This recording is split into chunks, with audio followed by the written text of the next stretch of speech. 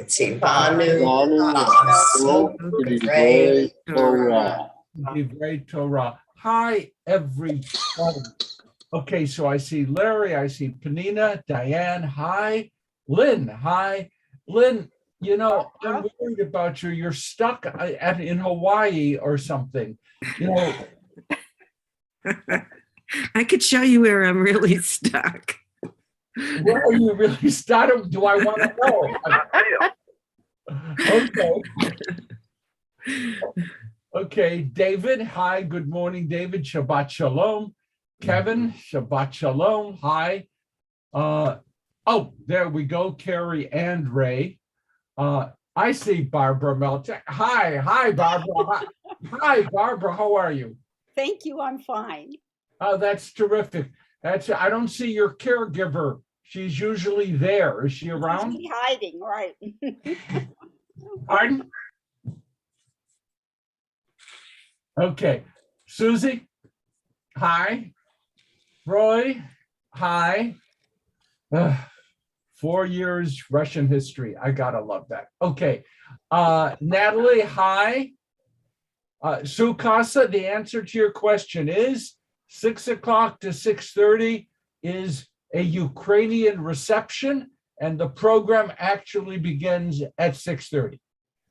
Thank you. Anything you want, that's fine. I see Effie, I see Jeff, Jim, Joseph, Howard, Stanley. Oh, hi. Merle, Steve, Cheryl. Why do I see Cindy and read Cheryl? I have no idea, but okay. Anyway, I see Cindy. Cindy, how is Sarah? Doing okay. 8th month, so far so good. No, that's great already. Okay, good. Baby's Okay. 4 pounds now. She's what? The baby's 4 pounds in utero. Time for a diet. I mean, good. Okay. Mazel tov, give Sarah my love, okay? Please send. Tomorrow, Boker Tov, Shabbat Shalom. Oh, we have a lovely crew today. Barbara Dishler. Hi, Barbara. Barbara, how long was your family a member of university? God. Let's see, 13.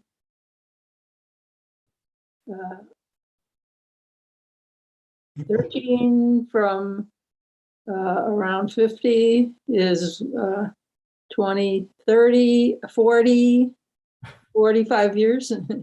Okay, I picked up on that this past week that you have been like loyal family members like for a while. We live so close. It's just So walk there. it's not the pursuit of God. It's not the magnificent sermon. It is People proximity. are so lovely. So Proximity. and the clergy are excellent. It's Jeff Melbourne. He's here. Okay. I see that. I see Tamara. I think I see everybody here. It's so good. It's wonderful. It's wonderful to see everybody here. Karen. How many of you have gone to the Braid to see the Israeli, the show that they're doing now on an Israeli-American, American-Israelis at the Braid? Okay. So I welcome Dr. Eskenazi because she was one of the featured people interviewed to have one of the scripts written. So now we have to line up and get like autographs. But that is terrific. I want to shift over here. There's a second screen. I see Brad. No, we got Dee Dee and Karen. Hi. And hi. Okay. Calendar. So Saturday evening, March 12th, which I think is tonight, Jim Ruxin's going to tell us about Coda.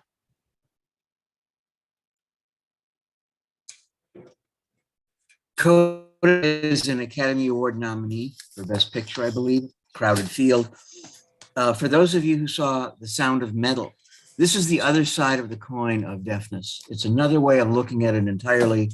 It's about a family of deaf people. Only one of them is hearing, but she signs freely with her mother, father, and brother. They're fishermen and women in north of Boston. And she loves to sing, and she has an inspiring high school teacher who encourages her to apply to the very prestigious Berklee School of Music in Boston, and her parents don't want her to go. So this is a huge obstacle for her, more than anything she's faced before. It's the one thing in the world that is truly her own. And it's all about the journey that the girl makes and her family makes too. It's very touching, very moving, funny. These people have a sense of humor. I mean, deaf people are people too, and you'll recognize your own family in them. The sign language is just beautiful. You'll see the emotionality of it if you watch this picture.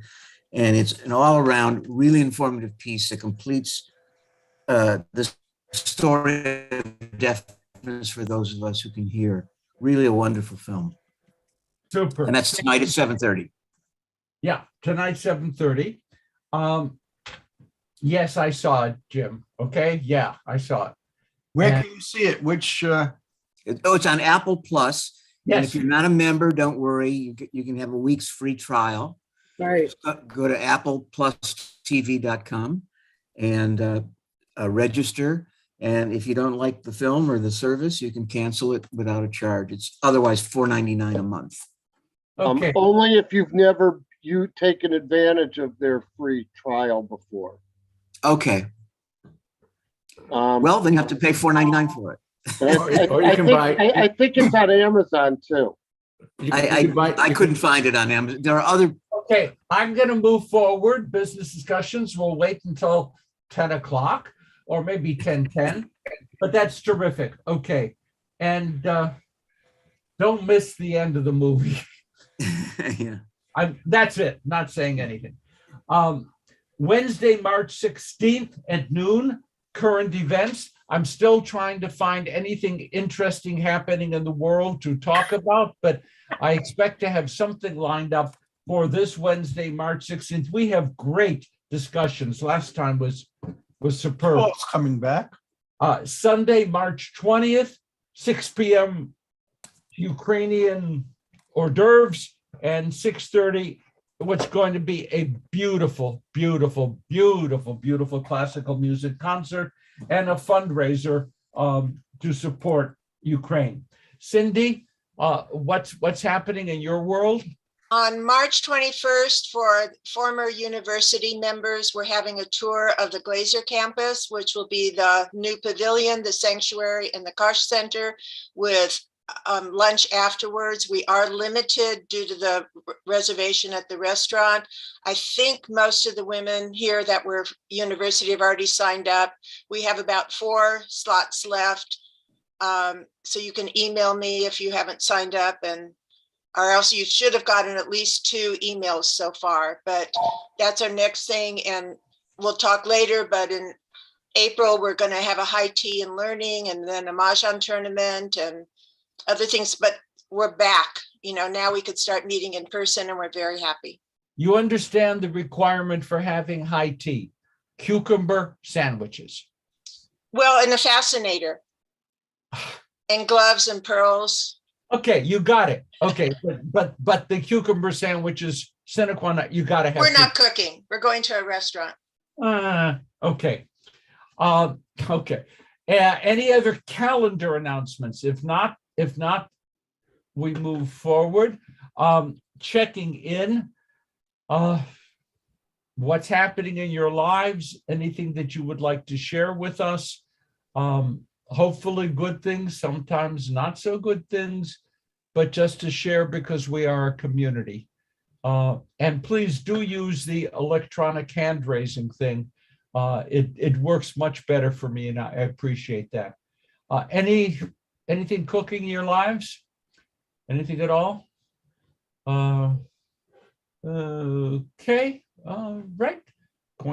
Diane, you just got in under the wire. Yes. Yes, my grandson's having a bar mitzvah next Saturday, but we have family relatives because of COVID aren't coming. And I don't know whether to be angry at them for being so hesitant or just to say, oh, well, because it's very painful that they won't come.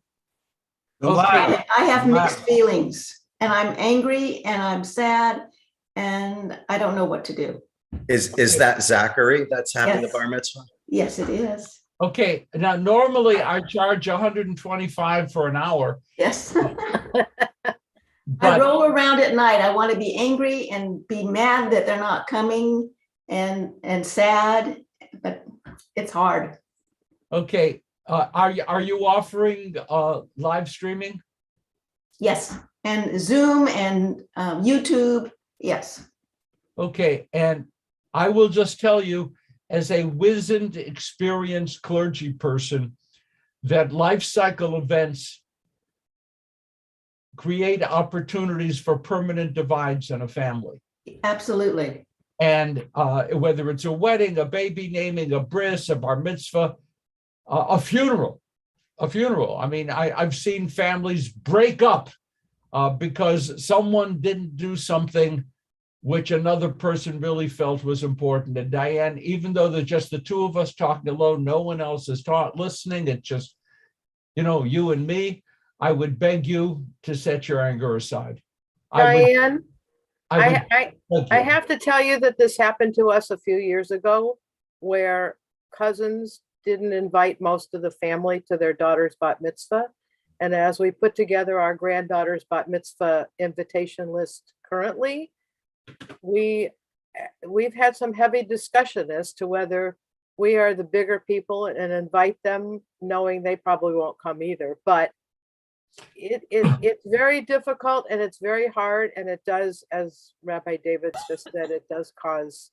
I keep saying issues. two wrongs don't make a right. If I want to be No, nice, I agree. I have to sleep at night, and pardon me, I have to be me. Okay. My grandson's bar mitzvah I am is next gonna month. prescribe this We have is, some people that live in town and they won't come because of COVID. You have to respect each people's fears. Right. absolutely, and I do suggest one small, very expensive brandy right before you go to bed, and just You're right. That's what I need. Something to go to sleep and not roll around. They might be protecting you. yeah, Yes. yeah. Okay, I'm glad you raised it. I'm glad you trust us, and I hope that in this divided world, you will set your anger aside. Just love them. And, I hope they'll send expensive gifts. What can I say? Okay. This is a special Shabbat. This is Shabbat Zachor. And Shabbat Zachor, I talked about on Friday at the noon Torah teaching. Not going to do it again today.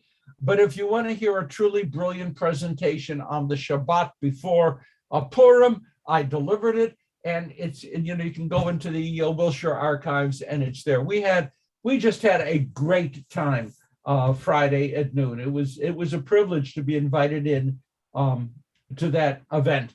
So today, being Shabbat Zachor, Wednesday evening is Erev Purim.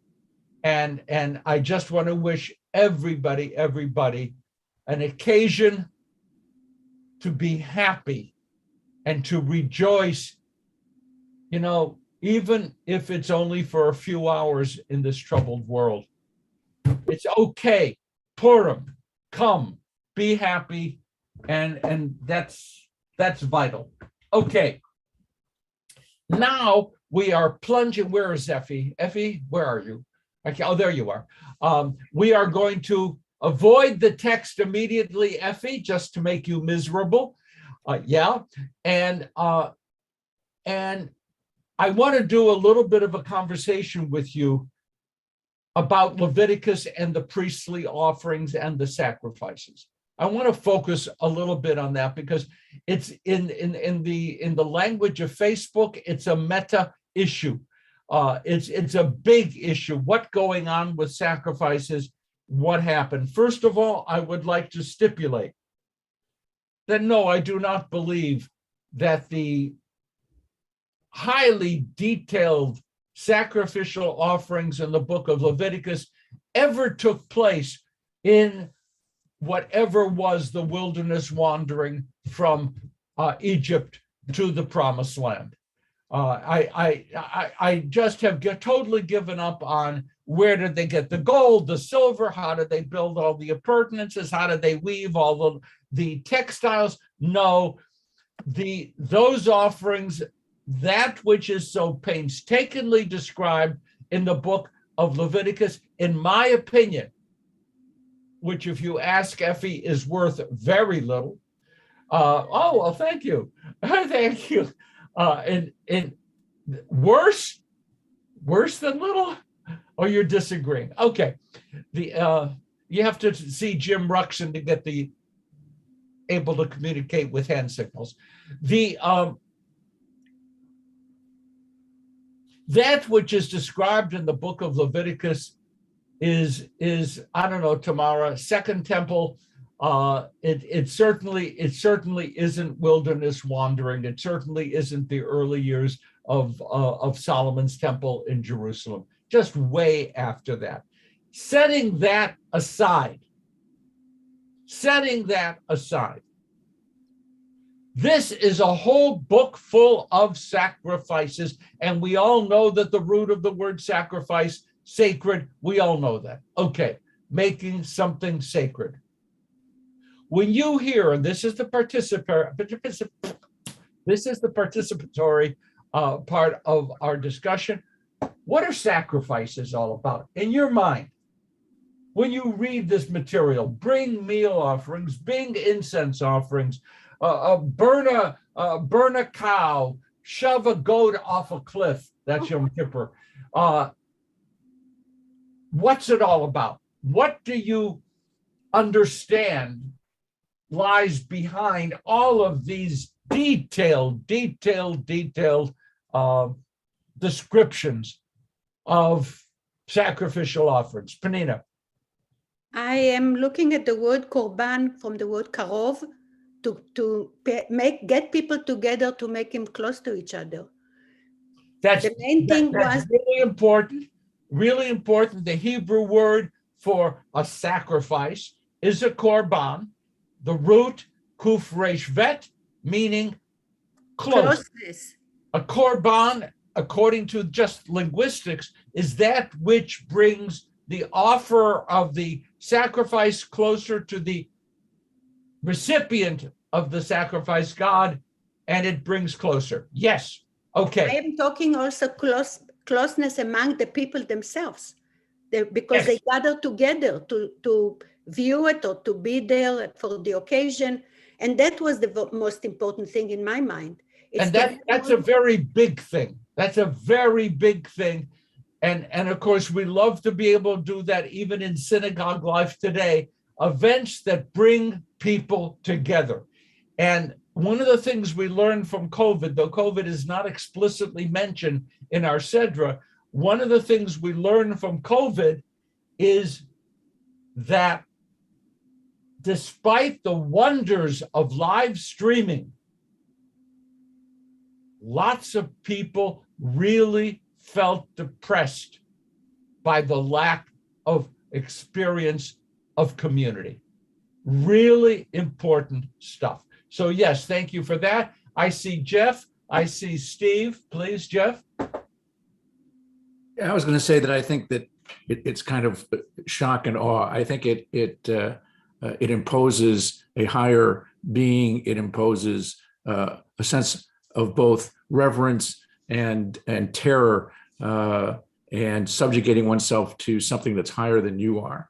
And the idea that there'd be sacrifice and the ending of life and deification of something else is quite a powerful message. And it kind of ranks you below whatever that entity is that you're sacrificing to. Okay, you said a bunch of things, important things. You know, one of the things you said is ranking below. I mean, that's absolutely, and we're going to shift to that, Jeff, in a second, because of a binary world, which this describes. I'm here, God's there, and sacrifice, using Penina's language, is a way of bridging and drawing near. And yeah, really, really important. Let's go on, Steve. I would say it's also an opportunity for introspection because there are reasons for each of the sacrifices. And it makes you aware of maybe your obligations, your shortcomings in an environment with everyone where you can hopefully then improve. But I think introspection opportunity is a big part of it. That's really good. I'm looking around. I noticed that Risa is not here. And that's a good thing. So I'll respond to you, Steve, and say, that's one of the reasons I got married, to help me understand the things that I do wrong. So, that's, but no, okay, you're right. Yes. Do not relate this to anyone. And oh, darn it, it's live streamed. Oh, it lives forever. Okay, so yes, anyone else want to comment for you what sacrifice means or what it attempts to mean before we start drilling down? Anyone else, Howard? It's an awareness. Okay, Howard, please. So just tangentially, having been a member of a Reconstructionist synagogue, which is 1 block away from my house for about 10 years, the word korban, and relative to sacrifice, one of their big things was that Reconstructionism strongly objects all the time to the idea of the Jews claiming to be the chosen people who are chosen by God. You reworded the blessing over the Torah instead of saying who has chosen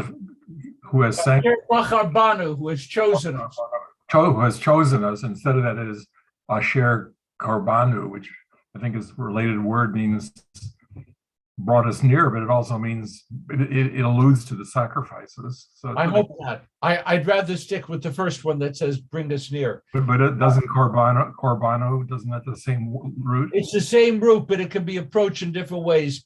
Yesh anashim krovim b'toch hamishpacha sheli. There are people with whom I am close in the midst of my family. Okay, so it's used both ways, not just. And by the way, it's interesting because the Reconstructionists have walked back from their rejection of chosenness. Yeah, totally. Yeah, they're in free fall, and primary principles sometimes are now sacrificed. Panina? I don't see the Merle has her hand up for a while. I'm sorry, you did? Merle has her hand okay, up. Merle, let me go Merle first. Thank you. You've got mail. I think that sacrifices then and now, a lot of what Steve said, I think it's an awareness of how we should be living, but also we can do without things. And I think that sacrifices make us aware that there's a lot we can do, we don't have to have in our lives. I am going, Merle, to walk into contemporary what's going on, and then it'll be Susie and then Panina. When I watch the pictures of husbands and sons hugging family as the family boards trains to flee, and the son or the father, the whatever, the fiance turns around, picks up a gun and goes into battle. For me, Merle, that is also giving up something in pursuit of something higher. And I watch those people. Oh my God, I don't really comprehend how they make those decisions. I celebrate them, and I'm trying to figure out whether I would have the intestinal fortitude. I think that every time I turn on the news. Okay, so let's see where we're supposed to go. I forgot again. Susie, okay? And then Panina. Okay, yeah, okay. Can you hear me? Yes, of course. Okay, related to what you just said, Rabbi, the people, and in Ukraine, the sacrifices that they are making, and the people who meet them in Poland, never having met them before, are sacrificing a part of their life to bring them home with them. Some people are bringing 8 people into their house. Some people 10 people into their house that they've never seen before. They don't have a time frame. Oh, you can stay until Tuesday. You can stay until next Friday. It's open. It's open. It's open. And I got an email yesterday from one of my students who is now 48 years old, asking me if I would put out the word. I got an email of a family that has just come from Ukraine, and they're needing support. They're needing food, they're needing this, they're needing that. I haven't answered the email yet, but anything that I'm gonna do, I don't want it to sound like I'm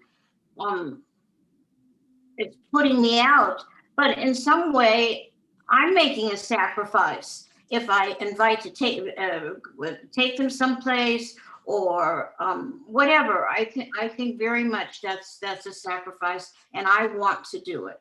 So Okay. even something you really want to do, to me, is a sacrifice. Okay, I want to be able to get to the text. I mean, this is important. I do want to mention HIAS, Highest Hebrew Immigrant Aid Society. I want to mention the Joint Distribution Committee. Overarching, the safest, easiest places to direct funds, to know that it's going to be extremely well used. Highest Joint Distribution, often called the Joint. Okay, let's see. I know that we have a lot of, Steve had a hand up, and I like Joseph Perling's gratitude to God. Steve. I already said what I had to say. Okay, thank you very much. Merle, you had Kevin. There you are. I think you basically summed up what I was going to say, so I'd rather move on and thanks. Okay, super duper. Panina? I cannot quote wherever it is that I read it because I don't remember, but I remember one thing, that for the Kohanim, they had to bring twice. For them, they had to bring 2 times for themselves and the Kohanim also.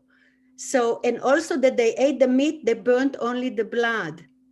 So in my mind, it looks like a religious big barbecue. So everybody gets together and literally gets to get this point of food as a connecting thing. So okay, let me just address that and go on. Is there anyone else? Okay, Ray. Okay, then and Mur and Natalie, and I really do want to move on. I mean, okay, Ray, Carrie, and then that. Is something still a sacrifice when it's mandated as it is here in Leviticus? I always thought of a sacrifice as requiring discretion, not discretion, but voluntary. What? Voluntary. Voluntary. I love Here the comment. I love the comment. You broke up a little bit. I'm sorry. Here, the sacrifices are not voluntary; they're mandated. Are they still sacrifices? Most of the sacrifices are voluntary. Most of them are. The legislation here sets up, if you want to do this, you want to do this. This is the way to do it. And I think that much of the sacrificial system operates that way. In other words, there are no priestly police knocking on doors at 3 a.m. and say, "Where's your cow?" So when you are feeling guilty, you have done something and you want to pull back from it, that's a voluntary choice. And the system in Leviticus says, this is the path. This is how you do it. It's available to you. I don't want to draw the comparison, it gets complicated, but Yom Kippur, what if you decide not to go? I can see Steve Leader mounting a military operation to gather in some of the flock who didn't show up on Yom Kippur or not. I don't think that's going to happen. So mostly, Ray, it's voluntary, and the legislation sets up the pathways.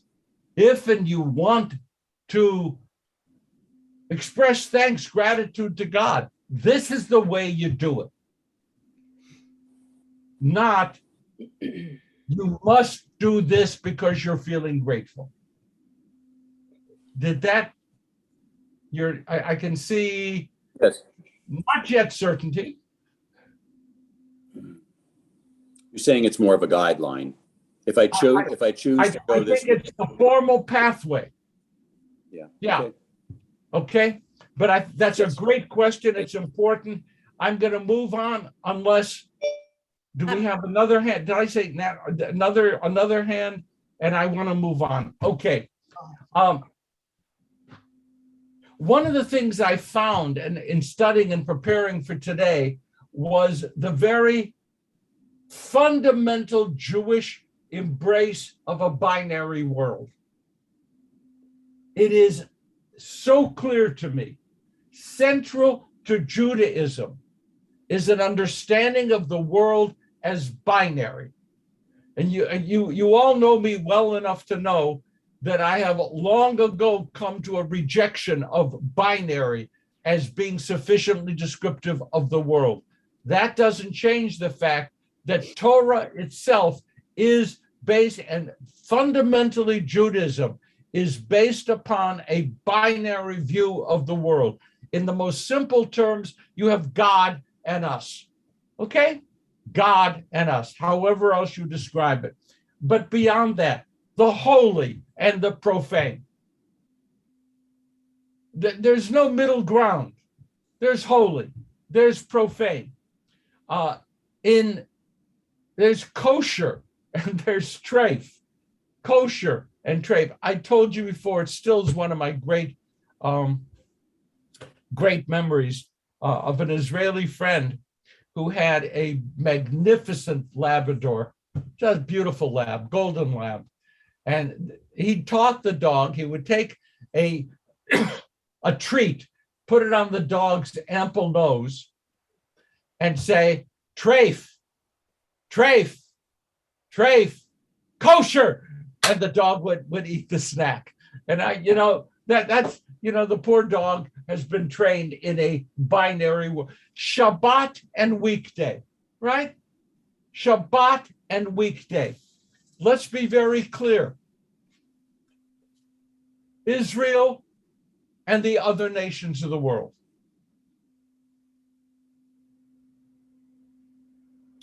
We spend a lot of time arguing that doesn't mean that we're somehow better than other people. And I will tell you, as someone who spends a little bit of time with people, a lot of our people don't get that, and they really like the binary of God loves us more than he loves you. I reject the he and I reject the binary. But it is fundamental. Men and women, sinfulness and innocence, Jerusalem, everyone else. 9, 10 portions of beauty were given to the world, 9 to Jerusalem, 1 to the rest of the world. And priests and others, the Kohanim, Leviim, and everybody else. It is, God's world, this world. Later we call heaven, whatever. God's world, this world. Binary. And the sacrificial system is based on that. You have a relationship with the other. And the sacrificial system, and this, Ray, goes to what you were saying. The sacrificial system is designed to help people who want to bridge the binary gap. How do I, and then Penina would talk about, how do I draw near? How do I bridge the gap? How do I make that work for me?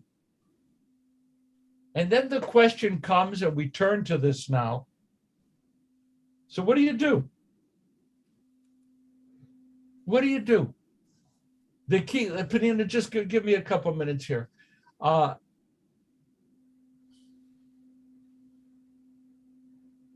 It's gift giving.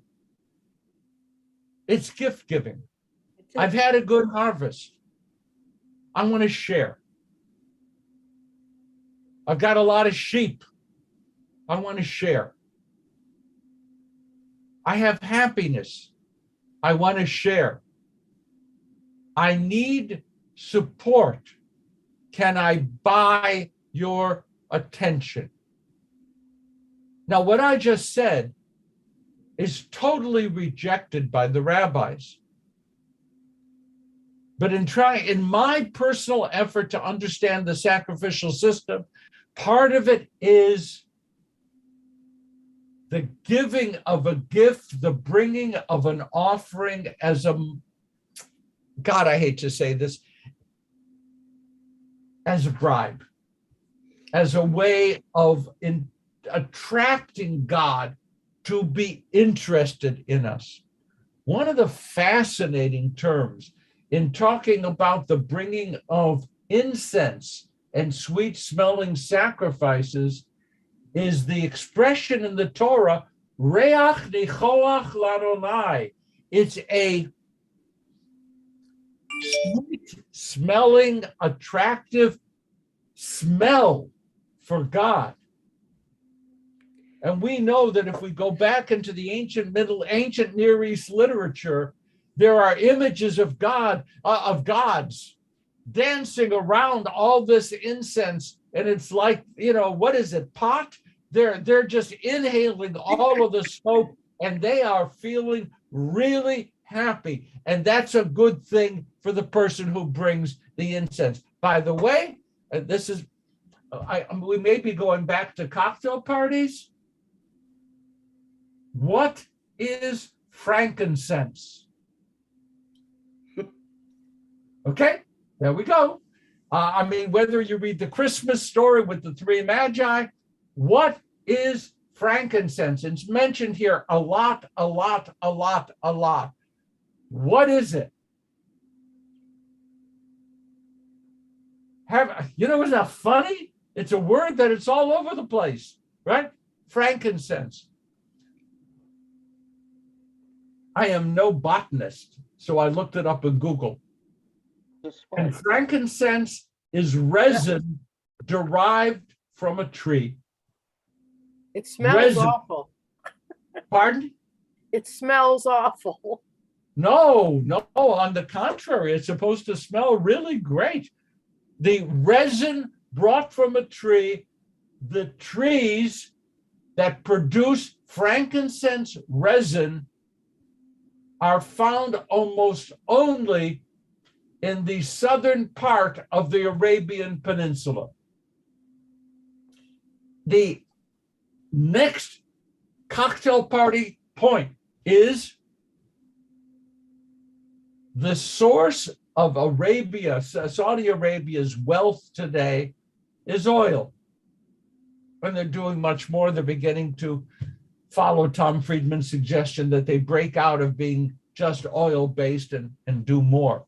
But oil, the Arabian Peninsula, at the time of Mohammed, pre-Mohammed and post, was a very, very wealthy location, and the cause of that wealth was the availability of the trees that produce the resin, that produce frankincense, that is sold all across the world. Why does the sacrificial system require frankincense? Merle, I'm not hearing you. Because if it's a pleasant fragrance, then it might be considered a luxury. It is. And maybe that's something that you should sacrifice so that it's a pleasant sacrifice, that it's voluntary, or it's I rather have now- voluntary, it's required, but that you're giving up something that could be, that's pleasant to you. I am now into the remembrance of things past and into the Madeleine, and eating that very, very special French pastry, the Madeleine. The protagonist in the book is brought back into a world of memories. And when you said that, I remember the bottle of Chanel No. 5 on my mother's dresser. It filled what you just described in her life, that she could buy a bottle of Chanel No. 5. Wow. Wow, wow, wow. Okay, moving on past my cookie. There's something unpleasant about sacrifices. What is that? What goes on when you're using the animals and you're doing the whatever? What goes on? Okay. It stinks to high heaven. There is no Shabbos way to say that nicer. It is, you walk into a place where they are slaughtering animals for sacrifice. It is not sweet smelling. The use of frankincense is to change all of that into a sweet smelling environment. I have to go on, but I'm going to pause, deep breath. A question, comment. Penina. Okay. Susie. All right. So can I talk now or Susie first? Yes, Penina, please. Okay. Also, you have to look at availability. There were shepherds. So it started for the community then to give actually from something that was the closest and the most valuable and precious to them. So here is where the first sacrifices occurred, or the idea. Then they moved on, because we know that eventually they bought only a pair of doves and fruits and vegetables, because there was a progression into being more farming society. Once they came into Israel, they were commanded to plant trees and to become farmers, to get connection to the land. So I remember that when I was in 7th grade, we took baskets in Israel and we filled it up with fruits and vegetables. And we did an aliyah laregel. We walked a long way to a special synagogue in town, or the closest one that we could. And we brought offerings that were actually fruits and vegetables. So, but I remember definitely when I was studying that to bring 2 doves and vegetables and fruit, that was part of the command of a later commandment. I don't know. I want to jump into this to point out that the sacrificial system is set up in Leviticus does not have socioeconomic bias. It clearly states over and over again, and if you can't afford to bring this, bring a dove, bring a pigeon, bring the least expensive, if you will. And it's one of the interesting social justice subtexts within the sacrificial system. Yeah, the frankincense is costly, but if you only have a dove, do a dove. And I'll say something else. The least costly of all the sacrifices were the meal offerings. The meal offerings. And bringing a meal offering is something which absolutely everybody could afford to do. So, yeah, I mean, fruits and vegetables, great. A goat, great. A bull, great. But if it's a dove, that's good too. And it's not second good. It's just as good. Thank you. Thank you for raising that. Other comments? Susie? I like to look at these these situations and bring it into our time.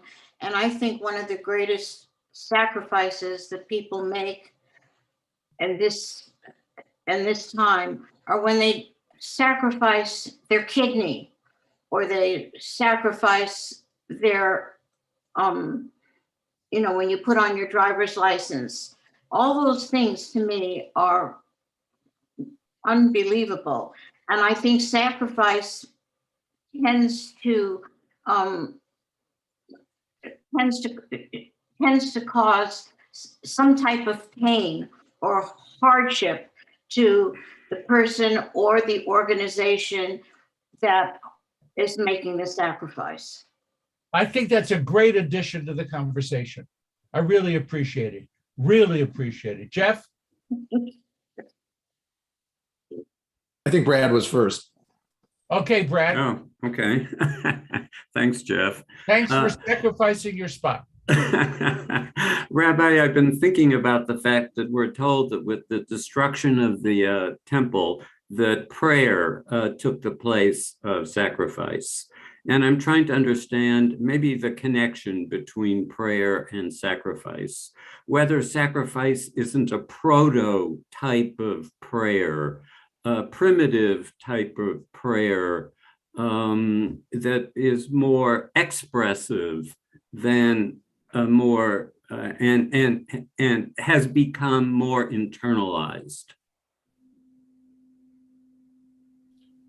That opens up a wonderful conversation. And I'm not surprised that you brought it to us.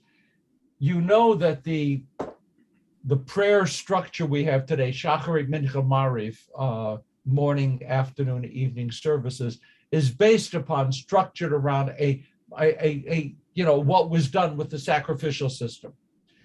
And secondly, I want to point out, it is so easy to see the movement from sacrifice to prayer as an evolution of spiritual awareness, or moving up in sophistication as to how to approach God. But that's not what happened. What happened was destruction and replacement. The second temple was destroyed. There were religious leaders who found a way to, Penina's favorite, to hold the people together without access to a temple and to sacrifice. That moment was one of the great transitions, unintentional in the sense of successful in ways they never initially understood. There were prayers offered in the second temple, and they were Levitical choirs. And sometimes the Levites would go from their period of work, I don't want to say it, but I will. They went from their period of work to the local minyan, and they had a prayer or reciting of psalms, kind of a thing. But one of the great mysteries of Jewish survival is destruction and innovation, which looks so good today that we see it as a smooth evolution, and it wasn't. It wasn't.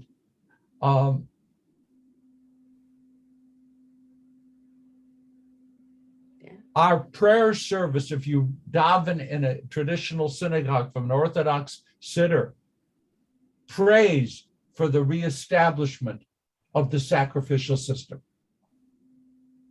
When the ultra-Orthodox are doing battle for reclaiming the Temple Mount, what they want to do is destroy the Al-Aqsa Mosque and the Mosque of Omar on the Temple Mount, reduce them to sacred rubble, build Temple number 3, and resume the sacrifices. So they live in a world in which they absolutely believe that prayer is nothing better than a wonderful alternative to what we still should be doing.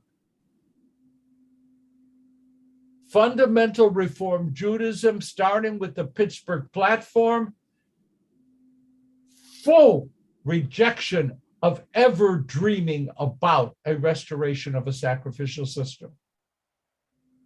But we got a whole bunch of Jews out there who do not consider their prayer as deserving as a sacrifice would be. Brad, come back to me and then we'll go on. And comment? Yeah, no, Rabbi, I'm just trying to, you talked about it not being an easy transition from sacrifice to prayer, it being a kind of a revolution. And I'm wondering if it isn't more of an evolution, and that there are already within sacrifice certain prayer elements within the sacrificial system. I mean, you talked about the prayers that were said along with the sacrifice, but I'm wondering if the sacrifice itself wasn't some kind of prayer. Time out. There were no prayers, to my knowledge. There were no prayers offered along with the sacrifice. Okay. There were no prayers. It was, I don't want to diminish it. You bring your bull to the priest take it, the animal is slaughtered, part of it's burnt. Someone said sacred barbecue. Answer is yes, it really was like that. And the people then eat parts of it, burn parts of it, fine. But no, there was no liturgy. What I try to say, and obviously didn't say it well, was that when the priests were done, or the Levites were done, finished, all the cows were turned into steak. Some then went to a location in the temple itself for the recitation of psalms and for singing, but there wasn't a liturgy. So I'm pushing, I guess, against evolution. And one of the reasons, not to get boring about it, is the work I'm doing on my new book. It just makes it really clear to me. Unintentional disruptions, which turned out to contribute seriously to our survival. It didn't have, in other words, there was nothing inevitable about prayer emerging as the replacement. But look at the language. We call it the altar. Do you want to go up on the bema, the altar? Think about what that means. Altar. You know, it's trying to, just like the Torahs are dressed in the clothing of the priests, the Torahs are meant to be emblematic of how the priests were dressed. The bema, the altar, the question about how holy, oh God, this is what rabbis spend their time thinking about, which is kind of useless. How holy is the bema? When you have a theater production on the bema, do you have to cover the ark? And in some places, the answer is yes, cover the ark. And this difference leaches into Christianity in a serious way. If you're a Greek Orthodox individual, a layperson, and you try to enter through the door on the bema to behind the altar, you can't. You cannot do it. That's strictly for the priests. Sacred. Okay, this stuff is very important. Who would be next? Who's been hands up? And okay, Jeff, and then Steve. Okay. No, Ray had the hand. Ray had the hand. Ray of Carrion. Ray of Carrion had. Ray had the hand. Yeah, the tag team. Jeff, Carrie, and Ray. Jeff. Okay. A quick point about that sacrifice. There's an argument that it's a means of communion with God, and that it's an attempt to make the abstract more concrete. That's an argument that's advanced in the commentary in Etz Chaim, that originally even the idea of offering animal sacrifice, the fumes would feed the gods. And it makes the point that Maimonides rejected that ritual purpose. And it says, after the Israelites worshiped the golden calf, God recognized the inability of the people to deal with a totally abstract notion of the divine, and at that point ordained the details of the sacrificial system. Just as God, this is, I think, a little controversial, so I wanted your comment. Just as God does not need our prayers, although we need to pray, God does not need our sacrifices, although we need to offer them to feel God's nearness.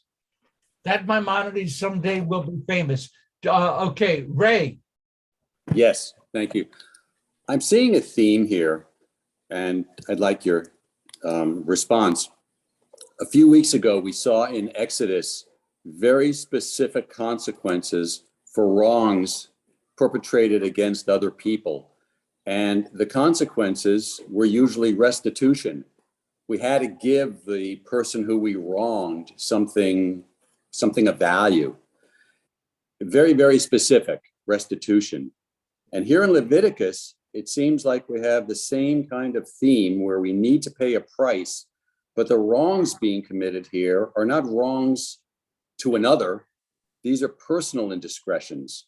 And for these personal indiscretions, we have to make a personal sacrifice because there's no other person to give that restitution to.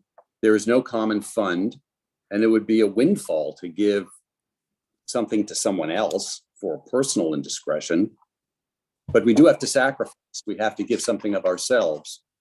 And that which we give is to God for the wrong that we've committed, that personal indiscretion, rather than what we've done wrong to someone else. I so much would like to identify with what you've said. Yes, I'm going to have to, I have no prerogative here. I want to just mention a couple of things left on my lesson plan today because they're ideas, not discussion points. And then we have to do Kaddish. So with absolute apologies to the many hands that are up, I just want to do a couple of things. Sacrifice as a system tries to return to God as a gift that which came from God. I'm going to hold that. I have a note here, korban, sacrifice, drawing near. Next, see the priestly culture as a form of community and society building. When people would bring certain kinds of sacrifice, a little bit would be burned, turned to ash, and the rest would be eaten in a picnic-style event outside the temple precinct. Fascinating. It's community building. Next, acknowledgement of a power hierarchy. You know you are in relationship to God, but God's place is up there. You're here. You know that you require the priest to do the work of the sacrifice. The priests are up here. You are here. The sacrificial system, if you would go to geopolitics, is a wonderful way to totally structure a social, communal, political environment. Okay? In the good old days, when clergy had power, we could impose, and we had, we could burn people and tear them apart. Those were the good days because that meant that clergy were part of the power system.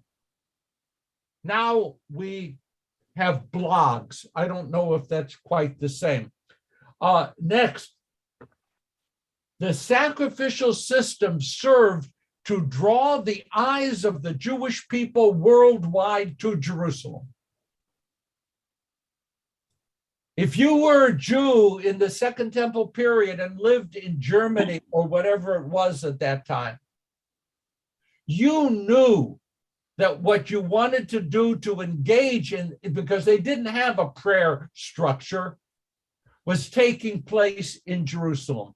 The sacrificial system drew the eyes of the Jews worldwide to Jerusalem. Then understand, with that achievement, what it meant to Jews worldwide when the temple was destroyed.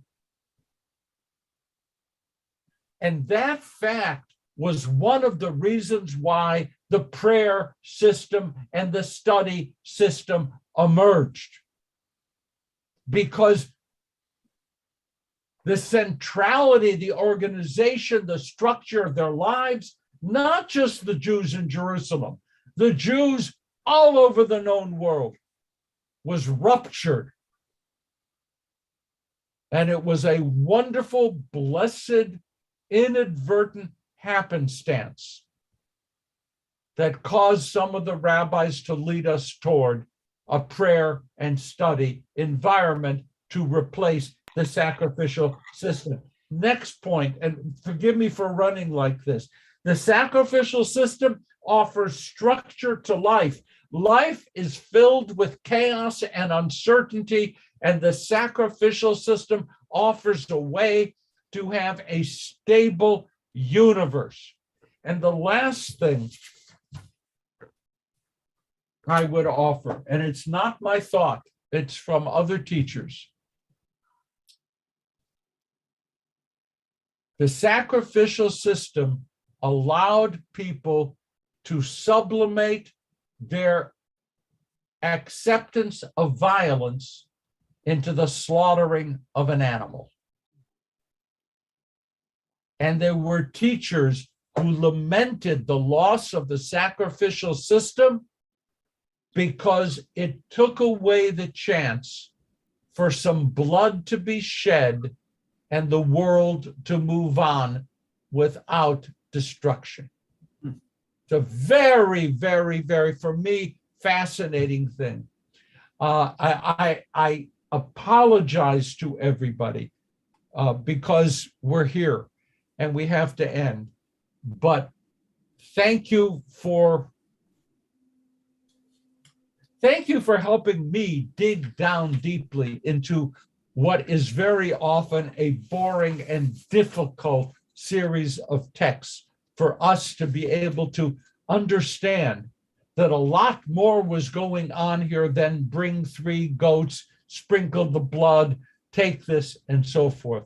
This was a very sophisticated system, a system which many Jews today lament in its disappearance. Prayer and study replaced it. And in our world, prayer is by far not a majoritarian activity. And what does that say about us and what we have lost along the way? Sacrifice, gone. Prayer for the majority of Jews, gone. Study and worship, there. We need creativity, we need exploration, we need genius to move on to the next phase of Jewish life. With that, I am going to move with apologies to Kaddish. Okay. And thank the people who have their hands up. Was very good, but not one verse. Thank you, Effie. I feel good about that. Thank you. I have one question for everybody. Why didn't we put down the temple on the mount today, the mask that they have there? Think about it. Why didn't we? Because we respect their idea that they also believe in the one God, and it's their place. So people should think about it, how we actually approach those places and those buildings. We mentioned those who have passed away during this past month. Sally Berman, Saul Block, Rafi Carroll, Yuet Shun Ho Chan, Linda Hockman, Alan Elliott Firestein, Stanley Goldklang, Taji Newman, Mehdi Poursalimi, Gideon Rossner, Marcel Risenberg, Jane Scheiber, Teresa Shapiro, Miriam Spurtis, Pearl Yeager, Nancy Zeman. We mention as well those, the anniversaries of whose deaths have occurred during this past week: Pauline Edelman, Rosalie Appel, Constance Austin, Lynn Baumwall, Jack Becker, Mordo Ben Altabet, Luna Benishai, Joyce Bernstein, Charmaine Blatt, Galt Booth, Rose Borroway, Byron Brandt, John Brennan, Gretchen Brown, Helen Brownlee, Harriet Burton, Albert Calderon, Jack Chinsky, Sam Chortik, Francis Cohn, Nancy Colton, Louise Cox, Robert Doyle, Merle Elkanen, Ann Epstein, Inez Eskowitz, Frank Feeder, Robert Feldman, Seymour Finkelstein, Louis Fisher, Minnie Fisher, Senta Fox, Sonia Friedman, Gerald Friedman, Raphael Frumkin, Harold Getz, Marie Gidlow, Rosalie June Goldinger, Shirley Goldinger, Mickey Goldman, Howard Goldstein, Charles Goodman, Helen Gould, Minnie Grodden, Bernard Gross, Russell Grossman, David Hahn, Muriel Harris, Elliot Hechtman, Shirley Hisma, Alfred Hyman, Louis Isaacson, Schiffer Carcomi, Ruth Katz, Morton Kay, Rose Capel, Lois Jean Levy, Alfred Freddie Lisbon, Timothy Magnan, Ruth Matson, Jerry Meyerson, Jala Meshkanian, Naaman Naim, David Osgood, Irvin Part, Peggy Pensionar, Claire Persky, Leonard Phillips, Arlene Price Sklarski, Diane Gay Ratner, Candace Rogers, Kelly Romick, Sarah Rosen, Molly Rosenbaum, Lily Rossman, Patty Ross, Jacob Rubin, Bernard Sanders, Nazanine, Sarah Livzadeh, Joseph Sauer, Shirley Schulman, Lillian Schmidt, Nathan Chappelle, Daisy Seneko, Sarah Slan, Viva Sprague, Regina Tarika, Elisa Torklin, Louis Trentalis, Saul Weg, Gregory Weisberg, Israel Weisberg, Anna Weissman, Yale White, Constant Whitney, Maurice Wilczyk, Esther Winsky, Robert Jablons, Nathan Zipperman, Harold Zlotnick. I apologize for names that I have mispronounced. If there are others you would like remembered at this time, please feel free to speak their names aloud or to speak them in your heart. We hold in our hearts as well the names of all of those innocents killed in the war in Ukraine. We call to mind and carry in our hearts as well those who died in defense of the United States of America, those who died in defense of the state of Israel. We bear in mind as well the names of all those who have no one to remember them. We join in remembering them. If you like, we can stand for Kaddish or simply join with us in the recitation of Kaddish. Yitkadal, v'yitkadash, Shemei Rabbah, v'alma yivrach yiruteh, v'yamlich malchuteh, V'chayachon, v'yomachon, chayei d'kol Beit Yisrael, v'agalah, v'zman korim v'imromen. Roman. Yehei Shnei Rabbah mivarach, olam olamei omaya. Yitbarach, v'yishtabach, v'yitar, v'yitraman, v'yitnaseh, v'yitahar, v'yitalel, v'yitalal, shemei kusha, La'ela, min kol Birchata v'shivrata. Tushkachata v'nechamata. Tamidan v'alma v'imru. Amen. Yehi shlama rabba. Min shemayim. V'chayim aleinu v'yalkol Yisrael. Imru. Amen. Oseh shalom b'mramav. Hu ya'aseh aleinu v'yalkol Yisrael. Imru. Amen. May who makes peace in the high places, make peace in our hearts, make peace in our homes, make peace among all the families and nations of earth. And let us say, Amen. Amen. May God bring us soon a just, enduring peace. And happy Purim. Purim is coming. Happy Purim to everybody. Happy Rabbi. Purim, everybody. Love you all. Thank you. Rabbi, Thank you. yesterday you mentioned that there's no word history in Hebrew. So how do you use it? What do you use instead? Historia. Historia. Historia is used, and it is used. We also have other, divrei hayamim. There are other kinds of talk arounds, but no word explicitly for history. I want to recognize Jeff. He came. We didn't talk, but Jeff, you're here, so we say hello to you. And have a great week, everybody. We can Shabbat always shalom. Shabbat shalom. We can Shabbat always shalom. say in the past, בעבר, בעבר. Yeah. Well, we could do that, but it's all, it's workaround, right, Penina? It's a workaround. Right. Have a beautiful week, everybody. Shabbat shalom. Have a wonderful week. Shabbat shalom. Shabbat shalom. Shabbat shalom. Be well, everybody. You too. Be Thank safe. you. Penina, how's your daughter? Amazing. Well, Both I of them. wouldn't expect The anything one in else.